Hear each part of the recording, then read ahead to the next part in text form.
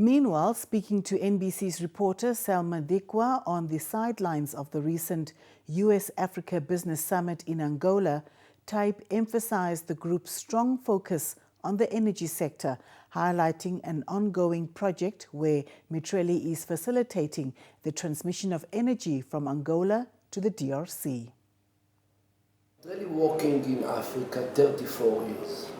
We are doing a national big-scale infrastructure in the areas of housing, water, energy, telecommunication, education, healthcare, and some technologies. We achieve here several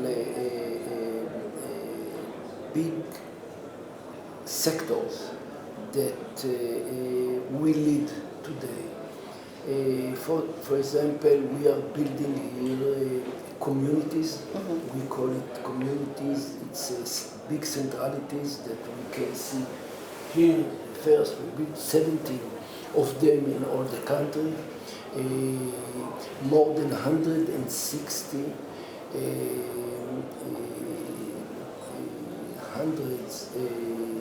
families living in these centralities. There you can find all the infrastructure. You can find the house, education, kindergarten, a supermarket, you find energy, all the process, clean water, etc., etc. We are bringing also water. We call the project Water for All. We're taking water from the rivers and bring it to the center of the village. Okay? There we treat the water, everything that need. It's clean water, then distribute it to the different houses in the village or in the city. The same with education. The same with education from the beginning, from the kindergarten to the primary school, high school, till the university.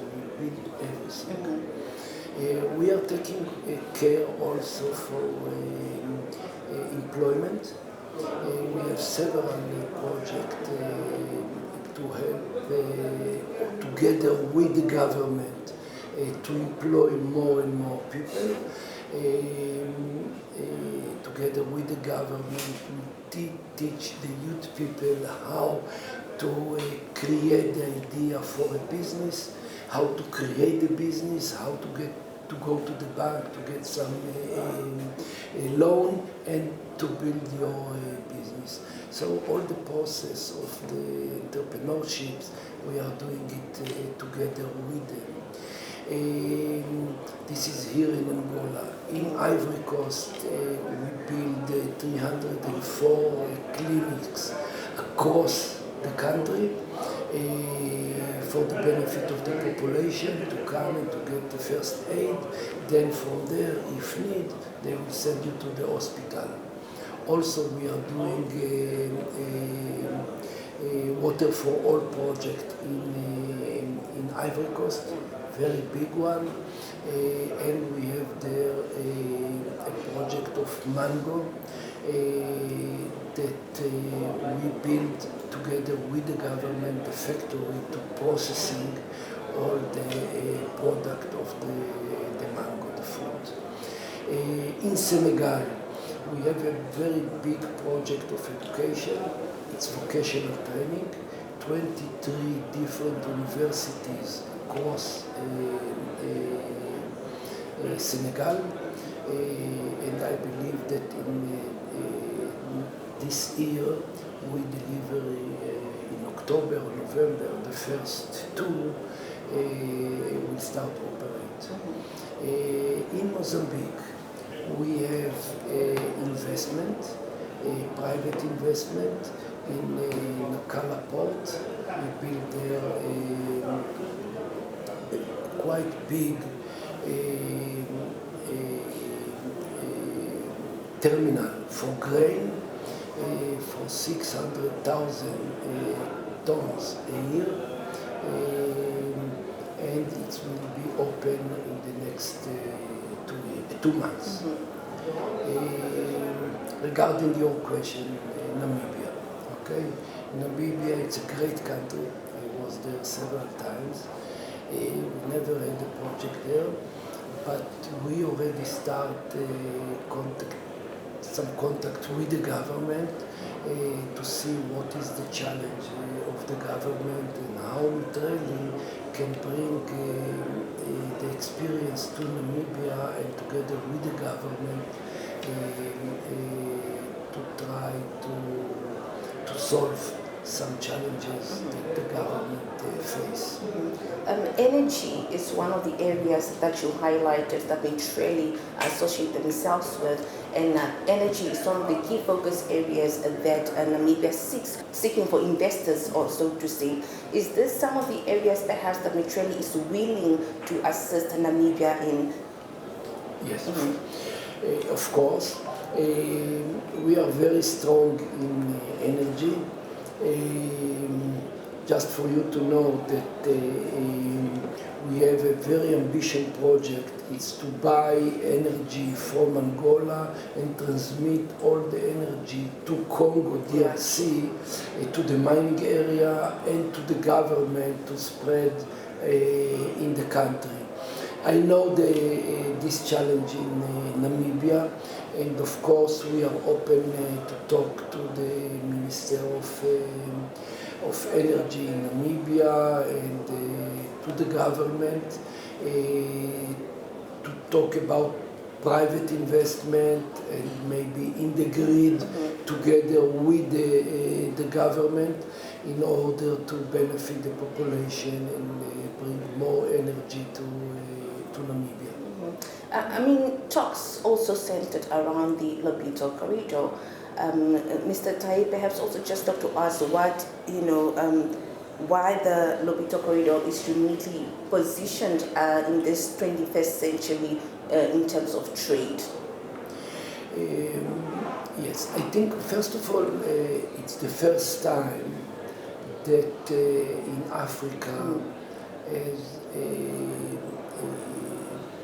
investment in 3 countries in the same time. Normally some United States or China coming, investing here, investing there. Here we are talking about investment in 3 different countries in the same time. Angola, Congo, and Zambia. And in the future, it will be Tanzania as well. So you take the train from one side that it's in Lobito, the Atlantic Ocean, and you arrive to the other side in Dar es Salaam, that it's the Indian Ocean. It's all across the continent. It's a connect between the 2 oceans, the 2 sides of the world, and it's in Africa. Okay? It's the biggest trade project, and I'm very proud of the platform that I create in order to allow private investment to come and to invest in this platform. It will be $1 billion platform for project that we build for the population, in benefit of the population. I'm talking about agriculture, I'm talking about agro-industrial, I'm talking about pharmaceutical industrial, I'm talking about education, mainly professional vocational training, I'm talking about water, I'm talking about energy.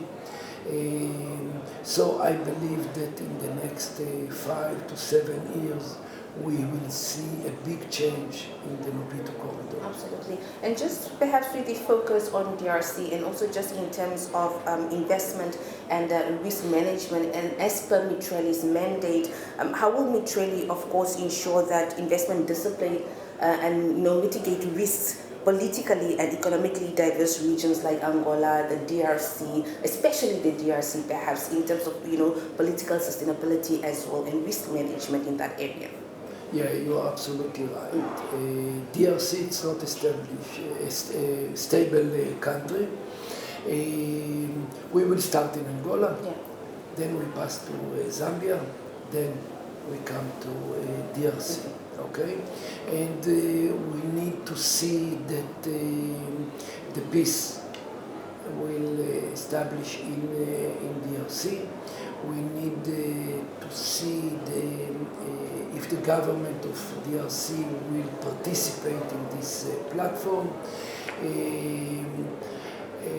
You have to remember that we have experience of 34 years how to work in Africa. We know to work in Africa. We are working with the population for the benefit of the population, with the government for the benefit of the countries. So we have a lot of experience and we know how to navigate in between, and I believe that it will succeed. Just finally, before we conclude this interview, Mr. Taib, of course, you participated in this US-Africa Business Summit, the global platform. What are some of the challenges usually faced by African nations when it comes to attaining developmental goals for all African nations, and how can we better collaborate to achieve these goals that we've set for ourselves, be it in infrastructure, the energy sector, be it employment, be it housing and water as well? Yeah, to say, hey, I'm coming, I want to invest in Africa, it's very easy. To implement, it's much complicated. Here we need the private sectors, we need the governments, and we need the financial institution together, okay? If we miss the government, it's not going to work. If we miss the private investor, it's not going to work. And also we need a financial entity in order to allocate money and to lend money. So it's not easy. But again, we have the experience and we know how to do it, okay? I'm always saying that when you go to invest in a startup, okay, you look first for who is the owner, who is who is there in order to create the technology, okay, and succeed. Then you invest in a person. You have the technology, but you invest in a person because you believe in him. Here it's the same. The people believe in me, people believe in Mitrelli because they know the experience, because they know what we proved and did in the past. It's there, it's visible, and of course we need the help of the government, we need the help of the government of the United States, and the financial entities. Together, we can do it. We know how to do it in the field, and I believe it will succeed. Yeah. Just the area of the private sector, of course, one of the U.S. officials during his speech, they highlighted that governments need to create a conducive environment for the private sector to thrive and in turn, of course, assist with providing services. But how are government officials, doing in this regard? Mainly financing. Mainly financing.